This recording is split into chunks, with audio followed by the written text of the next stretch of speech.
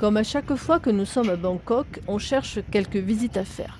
Les temples, tels que le Wat Arun, le Wat Po ou le Palais Royal, sont des sites qui attirent des milliers de touristes chaque année. D'ailleurs, lors de notre première visite à Bangkok, ce sont des endroits que nous avions visités. Mais pour ce séjour dans la capitale thaïlandaise, nous avions envie de nouveautés. Nous avons choisi de nous rendre sur la rive ouest du Chao Phraya, dans le quartier de Thonburi, et de visiter le Wat Phaknam Pasi Charoen, un temple que nous ne connaissons pas. S'y rendre est facile. À partir de notre hôtel, nous prenons la navette fluviale Orange Flag jusqu'à l'arrêt Rajini. Puis le métro de Bangkok ou MRT de la station Sanam Chai jusqu'à la station Bang Pai sur la rive ouest du Chao Phraya. À partir de là, on est à une bonne dizaine de minutes de marche du temple. Plus tard, sur cette même rive, nous irons aussi nous promener dans le quartier portugais. ท่าเรือต่อไปท่าช้างผู้โดยสารสามารถเปลี่ยนเส้นทางไปเรือข้ามฟากไปวัดระฆังและไปพระบรมมหาราชวังได้ที่ท่าเรือนี้สำหรับผู้โดยสารที่จะขึ้นท่าเรือนี้กรุณาเตรียมตัวรอบริเวณด้านท้ายเรือ Next pier ท่าช้าง Change here for วัดระฆัง Ferry Alight here for the Grand Palace For passengers alighting here please stand by at the exit โปรดใช้ความระมัดระวังขณะก้าวออกจากเรือ Please mind the gap between the boat and the pier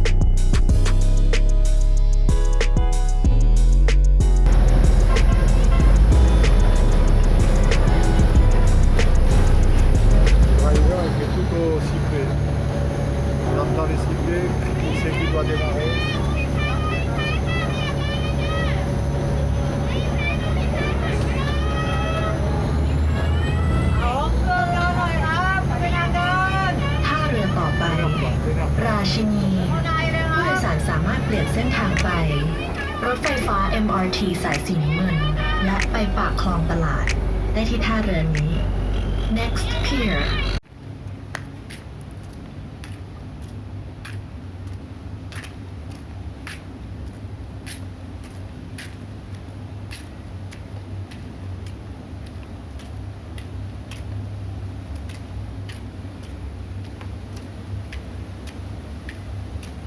Parce que là il y a marqué Samanchai, je sais pas comment ça se prononce. C'est cette direction? Non, c'est Samanchai, c'est là. C'est l'arrêt. On regardera en bas, il va y avoir des cartes en bas. Donc on est à la... T'as trouvé? Pour avoir la...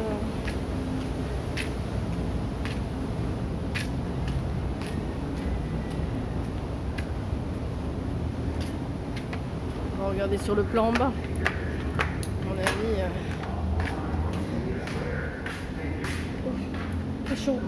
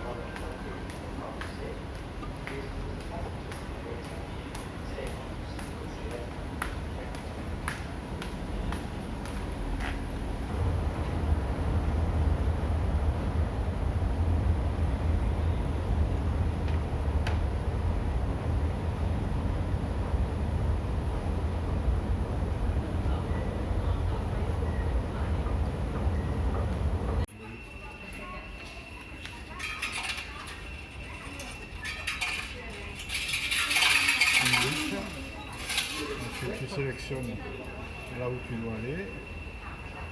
Voilà, donc c'est 22 bahts par personne, donc 2 tickets, 44 bahts. Destination Bangkok. Donc là, tu peux. Ouais. T'as soit des pièces, soit le billet.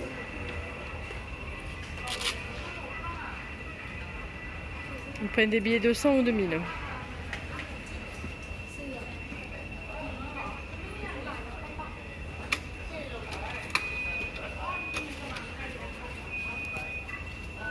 Non, il t'a pas pris le billet. Allez, 500.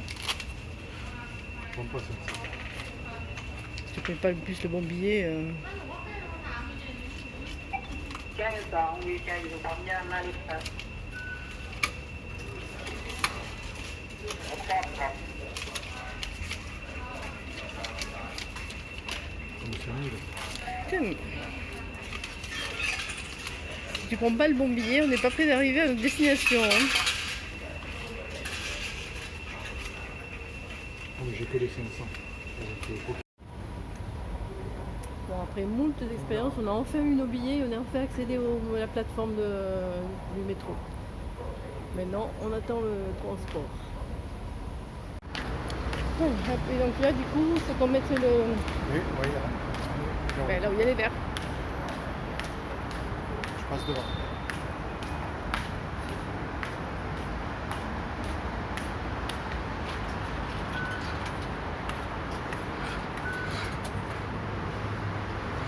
Moi, je trouve que c'est bien ce système-là. Je trouve que c'est bien ce système-là, parce que du coup, tu n'as pas de papier qui traîne par terre. Voilà. Et les t'as jetons pas sont réutilisables. Ils sont réutilisables. Bon, ben c'est parti pour quoi? Un quart d'heure de marche pour aller jusqu'au temple.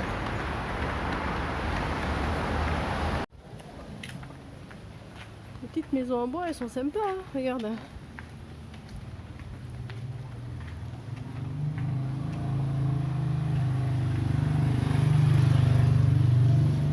On est arrivé au temple. On est arrivé au temple. 500.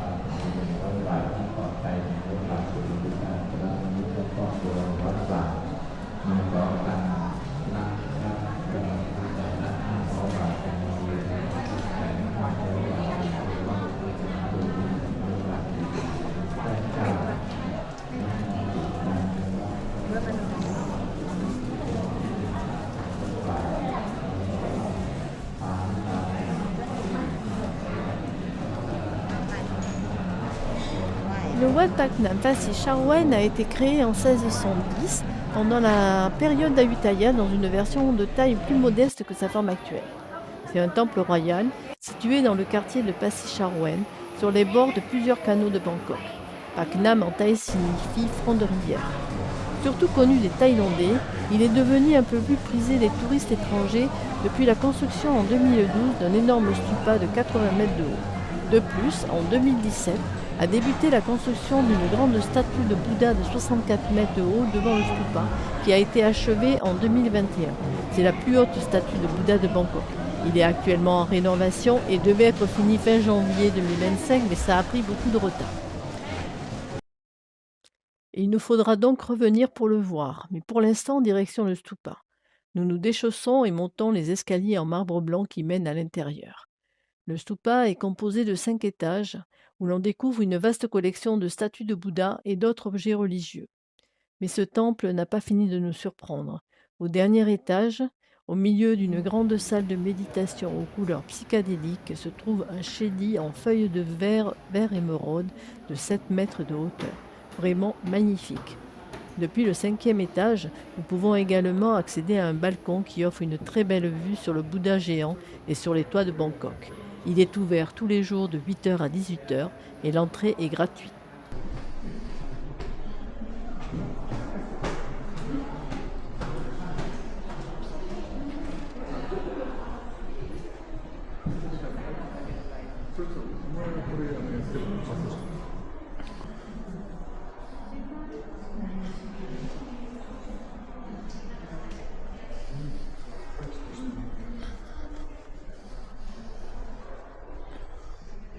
Buddę, tak? Bo idziemy na górę. To jest najbliższe żmudna złota. Niech to budynki się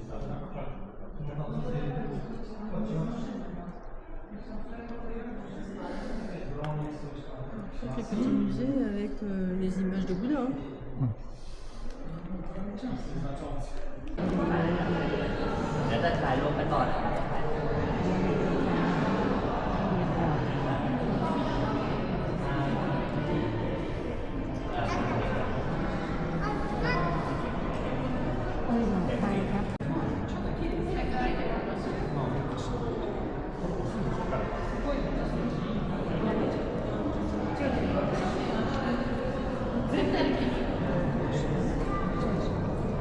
Z tego jedynie tutaj.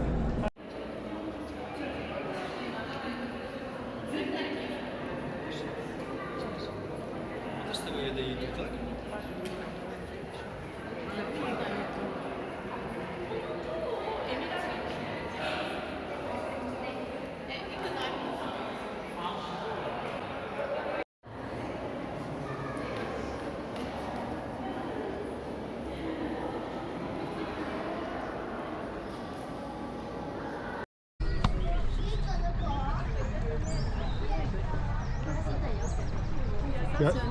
Ouais, t'as vu, t'as un petit pont là-bas, donc il faut passer par là-bas.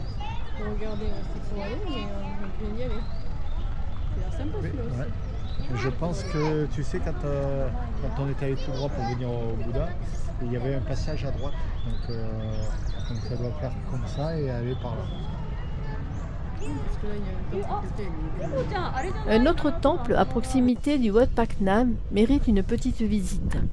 Bien plus fréquenté par les locaux que par les touristes, ce petit temple est surprenant par la complexité des statues qui le composent. C'est le Wat Khun Chan. Il a été construit entre 1827 et 1837, sous le règne du roi Rama III. L'architecture de ce temple est un mélange d'art thaïlandais et birman. L'entrée est gratuite, c'est vraiment superbe avec tous ces statues, ces monuments, c'est très agréable de s'y promener.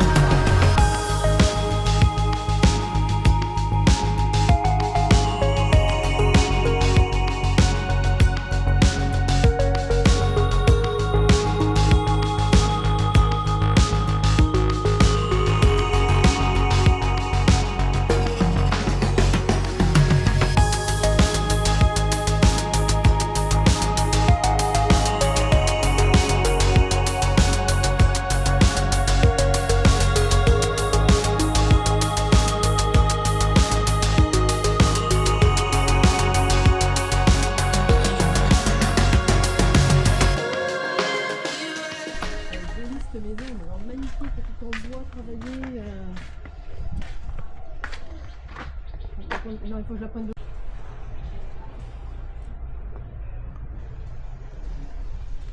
Comme j'ai pas assez de recul, moi, tu vois. C'est pour ça que...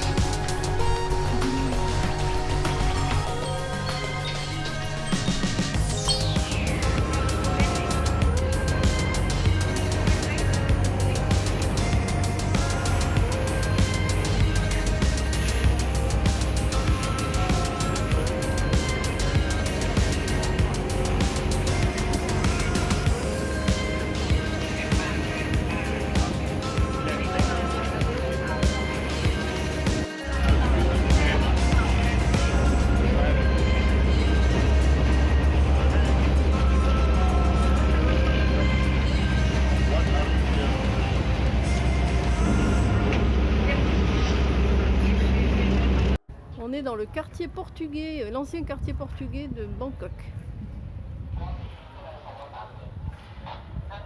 Mais cette rive ouest de la rivière Chao Phraya n'en finit pas d'étonner. Elle nous plonge dans un Bangkok secret et traditionnel, révélant les origines fascinantes de la ville. On poursuit notre visite dans le quartier de Kundijin, ou quartier portugais. C'est l'un des plus anciens de la ville. Les explorateurs portugais furent en effet les premiers occidentaux à parvenir jusqu'au Siam en 1521. Ils y tissèrent dès cette époque des liens avec les rois siamois qui leur permirent de s'installer dans certains quartiers de l'ancienne capitale d'Ayutthaya. Mais c'est bien plus tard, à la fin du XVIIIe siècle, qu'un groupe d'environ 3000 âmes avec leurs enfants et compagnes s'est installé sur cette rive de la rivière après le sac de l'ancienne capitale en 1769 par les Birmans. Il est bien agréable de flâner à pied à travers le dédale de petites ruelles et de découvrir de beaux bâtiments, comme l'église de Santa Cruz ou le très vieux temple chinois de Kian Un Keng. Je marquerai le nom, je ne suis pas sûre de l'avoir bien prononcé. Situé juste au bord du fleuve, on y accède facilement par la promenade cimentée qui longe la Chao Phraya. Le temple est l'un des plus anciens temples chinois de Bangkok et même de Thaïlande. Il est dédié, je crois, à la déesse Yuanling. Il est un peu dans son jus, mais très agréable, très charmant à regarder.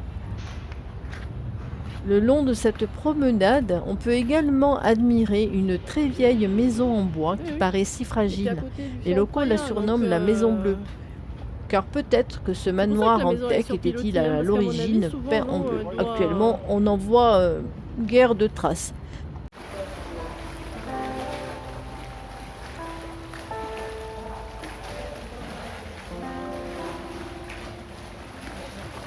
Un petit temple chinois au détour d'une ruelle.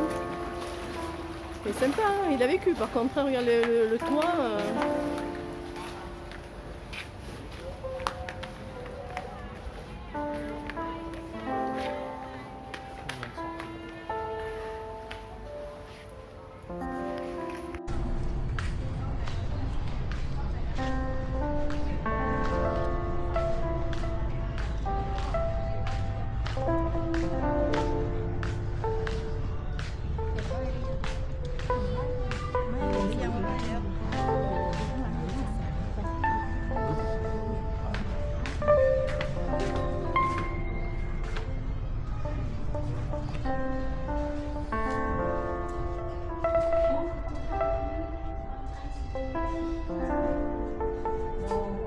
No photo.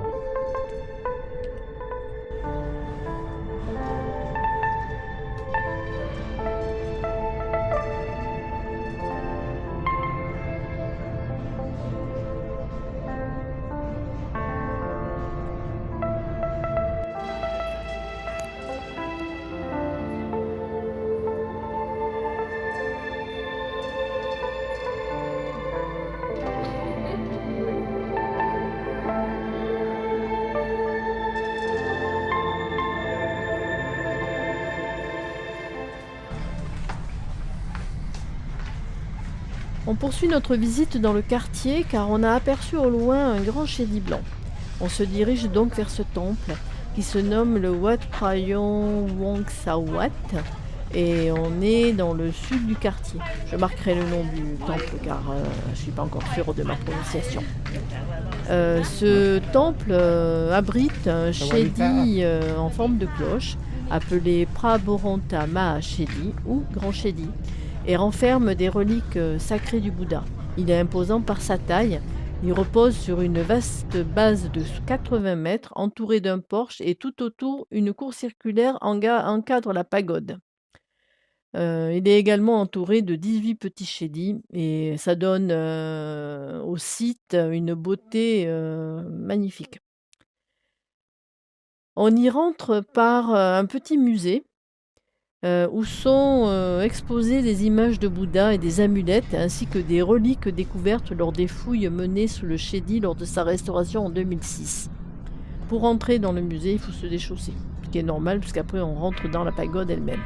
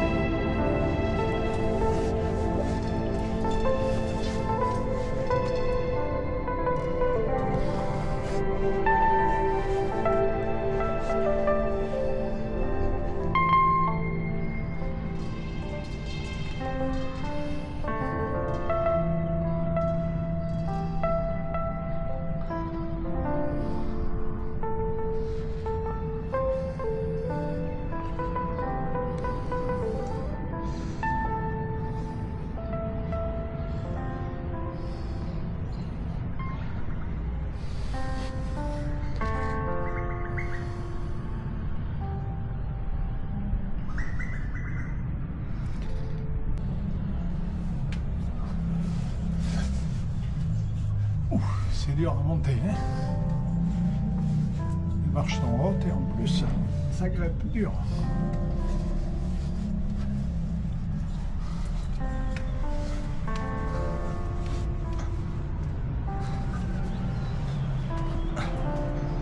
Maintenant, c'est au tour de Marie.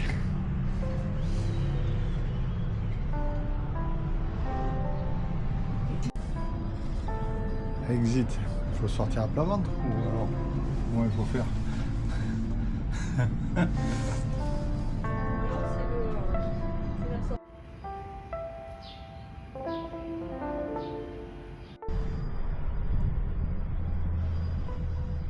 Découvrir la rive ouest du Chao Phraya et ses petits quartiers a été une agréable surprise. On a passé une très belle journée et on se promet d'y revenir.